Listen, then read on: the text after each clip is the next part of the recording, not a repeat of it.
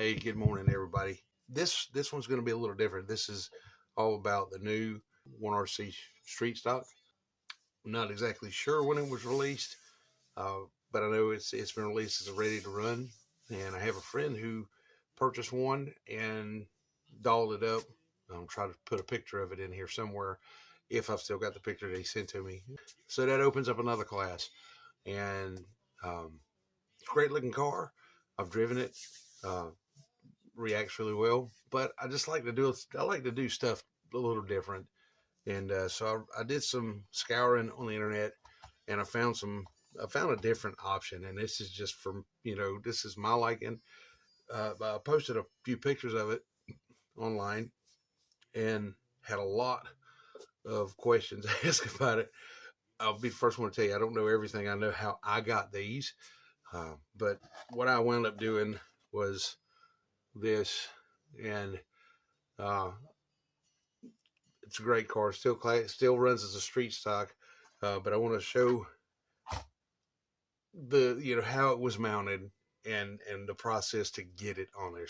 So what I believe I have here is a body that was made by a fellow by the name of Terry Plummer. I'm not exactly sure.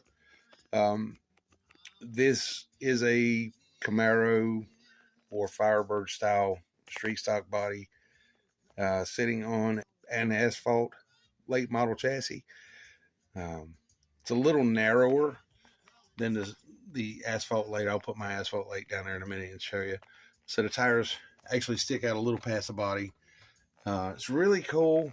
Car drives really well, but there's a few things you have to do in order to get this done. There's a few things that I had to do in order to get this to mount up. This is my asphalt late that I run up at the hobby shop, and as you can tell, the body covers the tires. They don't stick out past it. I'm not running extended wheel hexes on the rear or anything like that. And on the street stock, the tires sit outside of the body. This is actually stock, no extended wheel hexes or anything. So the body is just a little narrower than the original asphalt late body. Now, lengthwise, there's not really that much of a difference in the length. The asphalt late is just a hair longer, but not much at all. I apologize for my lighting and how I'm having to do this. We're just trying to give you an idea of what it is. So it fits this chassis really well, but like I said, there's a few things that you have to do, or that I had to do in order to make it fit. So let's get into it. This is how these bodies came when I got them. I bought them part of a package deal from a guy down in Florida, and they are pretty solid. I mean, as far as thickness goes, they're really close to the stock bodies that come on the asphalt late model. As you can see here, there are spots already molded into them as far as mounting holes. This one only uses 4, where the asphalt late uses 6. So you don't use the 2 on the roof. Obviously, as you see, there's nowhere to mount them. I mean, I guess you could, but I didn't want to put any more holes than necessary on this body.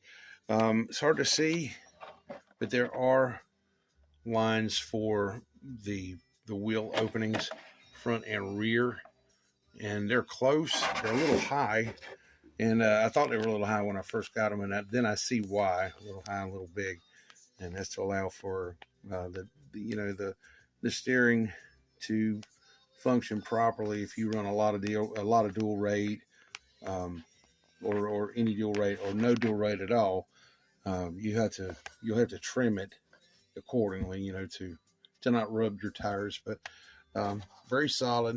It does have protective film on the outside. Only thing is it didn't come with any kind of decals, obviously, or window mask, but that's not a big thing. Now on this one, as you can tell, the side windows are solid, and I opted to cut those out on both sides for my car. You don't have to do so, but I just thought it would help it breathe a little easier and just be different.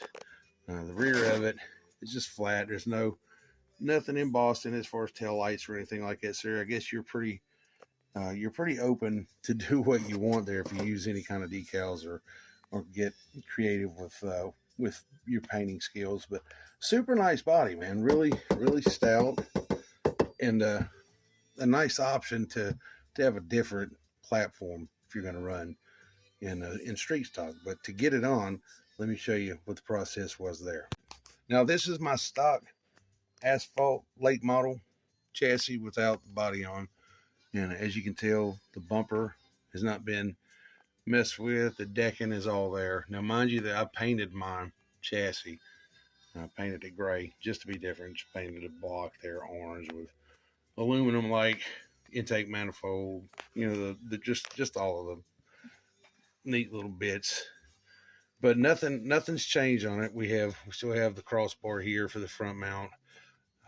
We have the rear bar back here for the rear mount, and up on the top here, this piece here allows it to screw down on this side, and then over here obviously is where you would have to screw in the other side for the top mounts on that body. And we still have the side, I call it a door bar, crash bar here underneath the decking, and the decking's not been cut at all.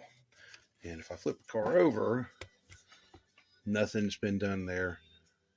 And if you opt to do the Camaro, you won't have to do anything under here other than this bar here. And let me grab that other chassis, set it up here, and we'll start talking about the differences. In my stock asphalt late chassis, no cuts or anything like that. Then you step over to this other chassis, and it is an asphalt late chassis as well. But the changes I had to make start automatically with front bumper. The front bumper is just a little bit too wide and a little bit too deep here. So now you can run a bumper or you don't have to run a bumper. It's completely up to you. So that's what I did here is I took my Dremel and cut some material off here and then radiused it around on both sides in order to get it sit behind the front lip of that bumper. Then next, the obvious is the decking. I had to shave some of the decking off. You see this one is pretty much stock. This one has been radiused on the front and the rear, and this edge here has been trimmed down quite a bit, and that's just to allow the car to run the decking in there. I guess you wouldn't have to or don't have to, but I wanted to run a transponder in the car, so didn't want to come up with anything crazy to mount it, so I just stopped it to cut this decking down so I could have a place to mount the transponder and just give it a little more depth, you know. Now, up as far what I was talking about on the roof, see over here, this mount here and this hole here is utilized. Over here on the other chassis, you notice that extension is gone, and I'm not using this hole here. And the other thing about it is the window net. This window net works perfect in the asphalt late. If you try to run it, or when I tried to mount it inside of the Camaro body, it was just not wanting to cooperate. So I just took it out completely. Doesn't hurt anything, doesn't affect the rigidity that I've found, and just allows it to mount a lot more easily. Now, as far as the body mounting holes themselves, on the asphalt late, uses the two up here on the nose with this crossbar. Over on the street stock chassis, this bar here, that bar, comes completely out, or I took it out completely just to allow it to mount. And it actually will mount, the body will mount to these upper bars up here, these upper holes. And as you see over here, it's already open for that. So there's no issues there. I will say that the mounting holes in the body are really close. I would take my time and allow for any kind of adjustments. You won't be outside of the mounting holes on the body, but it's going to be real close to it. So just be careful whenever you start to mount it. On the rear of the chassis, same thing. This crossbar back here, had to take it off.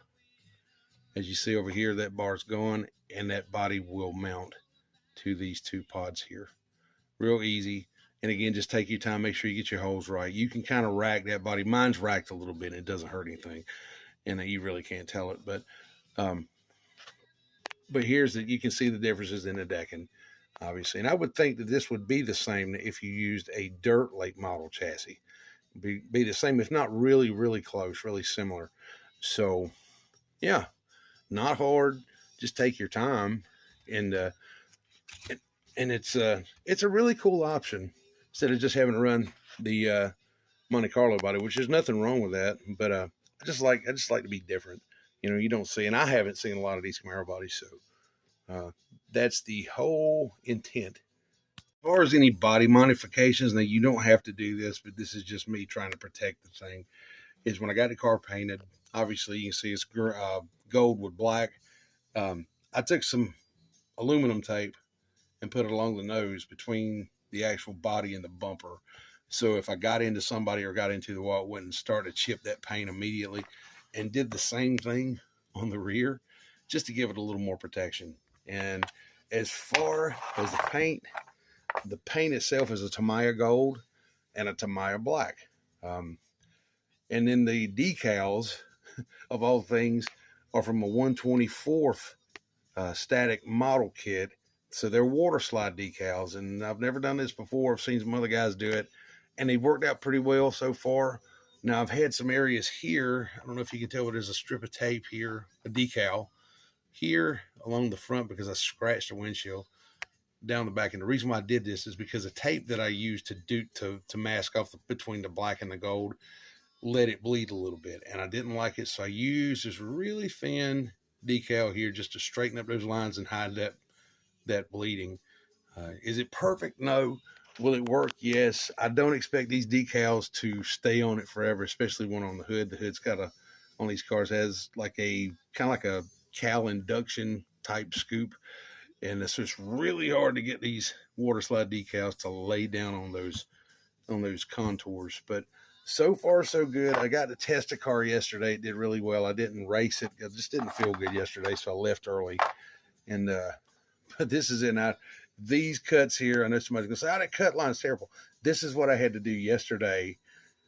Well, when I was testing, just started to make some cuts because the tire was getting into the body. So I got to address that with the Dremel, and and it should be okay. But super simple, man. If you can locate those bodies, I would highly recommend them because it's just different, and to me it's got a hint of nostalgia also because I remember seeing these type cars at the tracks that I was going to when I was a kid.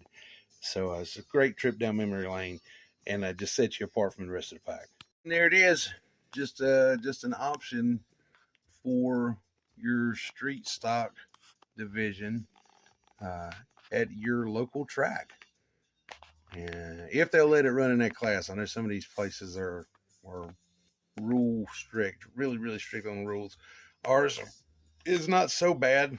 This chassis is just a tad shorter than the Monte Carlo street stock, but we still let them run, and it's a blast. And there you go, fellas. Hope you enjoyed it. Take good care, and we will catch you on the next video. See ya.